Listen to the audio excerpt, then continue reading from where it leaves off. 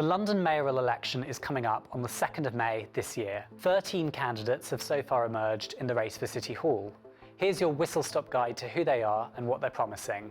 First up is Labour Mayor Sadiq Khan. He's seeking a third term at City Hall, which would make history in London politics, as we've never had a mayor in charge for longer than 8 years.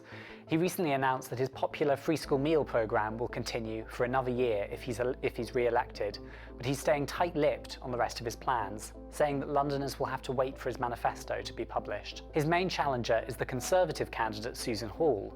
She's a London Assembly member who has said that she would scrap the outer London expansion of the ultra-low emission zone, arguing that it unfairly hits people who can't afford to pay the £12.50 daily charge.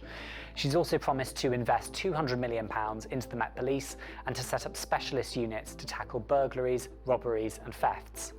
Then we've got Green Party candidate Zoe Garbett. She's a councillor in Dalston, Hackney, who wants to make public transport more affordable and to deprioritise the policing of cannabis.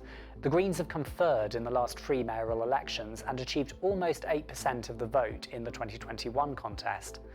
Digital marketer Rob Blackie is the Liberal Democrat candidate. He thinks the police are wasting time on low-level drug offences like laughing gas and should instead be freed up to investigate rapes and serious sexual offences properly. The Lib Dems came fourth in the last election and actually lost their £10,000 deposit as they didn't quite manage 5% of the vote. Howard Cox is the candidate for Reform UK, formerly known as the Brexit Party.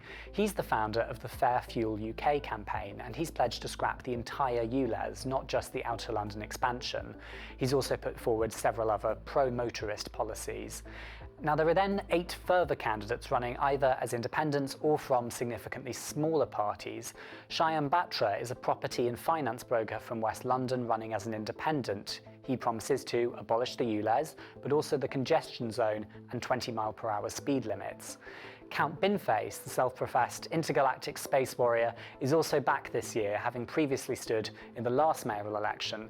In that contest, he promised to rename London Bridge after Phoebe Waller and for no shop to be allowed to sell croissants for more than £1. Then there's Natalie Campbell. She's an independent who was originally longlisted to be the Tory candidate. As co-CEO of bottled water company Bellew and Chancellor of the University of Westminster, she's promised to take a CEO's approach, as she puts it, to deliver recovery and growth.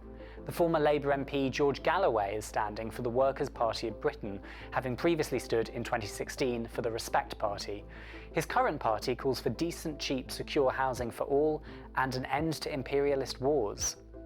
Next is Amy Gallagher, the Social Democratic Party candidate, who says she wants to push back on woke ideology.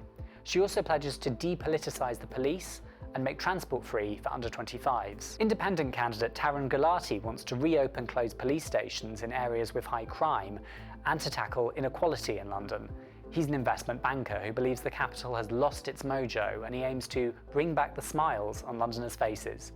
There's also Rayhan Haque. He's an independent who plans to introduce car-free Sundays in central London once a month, make the capital AI ready, and make London a 4-day-week city by 2030. Finally, there's Andreas Mishley, a gym owner from Haringey who says he wants to make London strong. He proposes free gym memberships for Londoners and to train police officers up to blue belt in Brazilian Jiu-Jitsu. Nominations for the election are open until the 27th of March. That means that the pool of candidates is likely to grow even larger, perhaps even exceeding the 20 who ran last time.